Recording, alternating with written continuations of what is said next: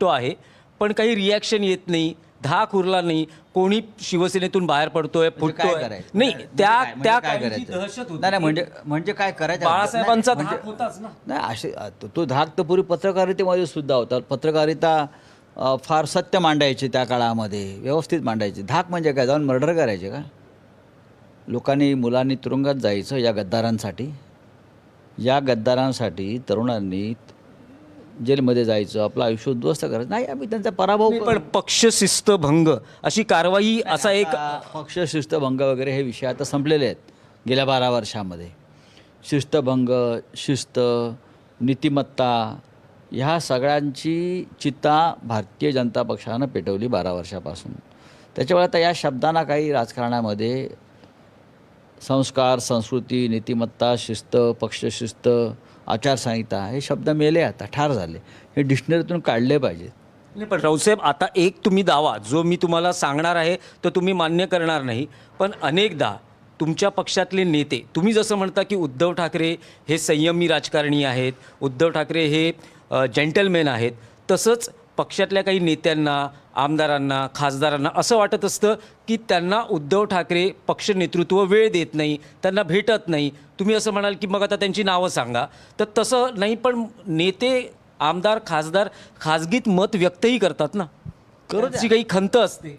बघा, काही कोणाची खंत विंत नसते. एक सांगतो मी, ज्याला आमदार केलेलं आहे त्याने आमदारकीचं काम त्याच्या मतदारसंघात करावं. ज्याला खासदार केलेलं आहे पक्षानं, उद्धव साहेबांनी, त्यांनी खासदार म्हणून त्याच्या मतदारसंघात लोकांचं आणि पक्षाचं काम करावं. ही सरळ भूमिका असते. तुम्हाला उठसूट मुंबईला येऊन थांबण्याची गरज नाही. मंत्रालयामध्ये काही कामं सध्या होत नाहीत दलालीशिवाय, आणि त्यांच्याच पक्षाच्या दलालांची एवढी गर्दी मंत्रालयात आणि मंत्र्यांच्या कार्यालयामध्ये असते. त्यात तुम्ही कुठे रांगेत उभे राहताय? तुम्ही पक्ष वाढवा, पक्षाचं काम करा, आणि जेव्हा पक्षाला वाटलं, गरज वाटेल, तेव्हा पक्ष तुम्हाला मुंबईला बोलवेल ना. आम्ही तुमचा वेळ वाचवतो आहे. अनेकदा आम्ही व्हिडिओ कॉन्फरन्सिंगद्वारे तुमच्याशी चर्चा करतो, कारण तुम्हाला नंदुरबारवरून कोणाला तरी बोलवायचं आहे. अख्खे 2 दिवस जातात. 2 गाड्या कार्यकर्त्यांच्या, कोणाला गडचिरोलीतून बोलवायचं आहे, कोणाला जळगावातून बोलवायचं आहे. कशाकरता आम्ही तुम्हाला शारीरिक, मानसिक आणि आर्थिक ओझं द्यायचं, ही आमची भूमिका आहे. नाही, पण रावसाहेब, विरोधी पक्षातल्या खासदारांना, आमदारांना अनेकदा त्यांचं असं म्हणणं असतं, गाऱ्हाणं असतं, खंत असते की त्यांना त्यांच्या मतदारसंघात काम करण्यासाठी निधी मिळत नाही. मग अशा वेळेस करायचं काय? निवडणुका पुढच्या कशा लढवायच्या, निवडणुका जिंकायच्या कशा, हाही त्यांच्यासमोर प्रश्न असतो ना. आता तुम्हाला मी उत्तर देतो. तुम्हाला माहिती आहे ना, तुम्ही विरोधी पक्षातून निवडणुका लढताय, मग हे प्रश्न येणारच ना. जर मी या महाराष्ट्रातल्या एका प्रमुख विरोधी पक्षातून निवडणूक लढतो आहे, म्हणजे मी गृहीत धरतो की सरकार माझं काम करणार नाही, मला लोकांचंच काम करायचं आहे.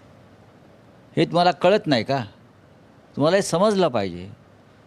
निधी हवा असेल तुम्हाला, तुम्ही आमच्या पक्षातून लढू नका. तुम्ही जा सत्ताधारी पक्षात, तुम्हाला कुत्रं उभं करणार नाही.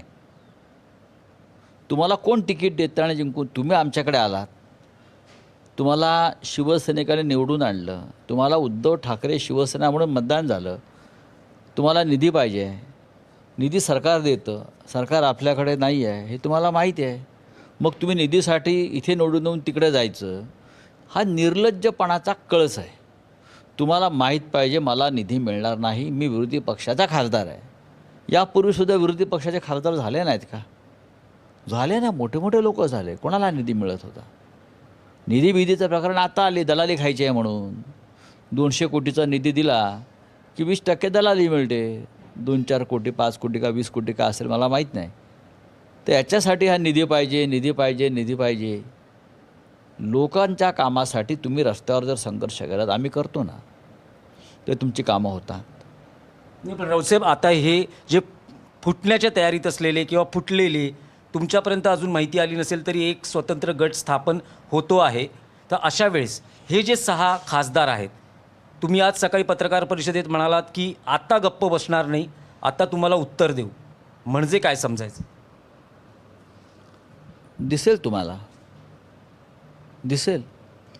पहिल्या वेळेला जेव्हा तुम्ही सोडून गेलात तेव्हा तुमचं असं म्हणणं होतं की तुम्ही जो जनमताचा आपल्याला कौल होता त्याच्या विरोधामध्ये आम्ही निर्णय घेतला उद्धवजींनी. आम्ही शिवसेना भाजपा युती म्हणून निवडून आलो. मोदींच्या चेहऱ्यावर निवडून आलो हे कोण सांगतात? एकनाथ शिंदे किंवा त्यांचे लोक. म्हणून आम्ही तुमचा पक्ष सोडला. ठीक आहे, पक्ष सोडला, बाजूला झाला.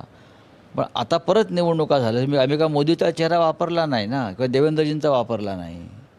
उद्धव ठाकरेंचा आणि बाळासाहेब ठाकरेंचा चेहरा वापरला, मशाल वापरली आणि मतं घेतली. मग तुम्ही का सोडून जाताय?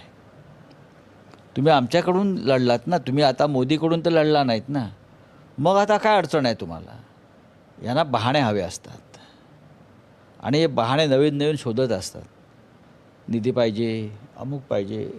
निधी पाहिजे हे बरोबर आहे, निधी पण नाही मिळत तर काय करणार तुम्ही? आता तुम्ही विरोधी पक्षात स्वतःला झोकून दिलेलं आहे, तुम्ही स्वतः आलेला आहात.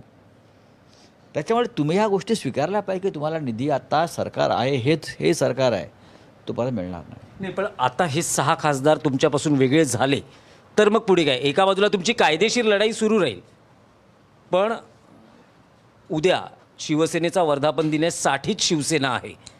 शिवसेनेच्या स्टाईलमध्ये जे पूर्वी साधारण 20 वर्षापूर्वी शिवसेनेची स्टाईल होती, धाक होता. मगाशी तुम्हाला काय बघा, परत तुम्ही तेच बोलताय. धाक होता, स्टाईल होती. तो काळ वेगळा होता, प्रश्न वेगळे होते, माणसं वेगळी होती.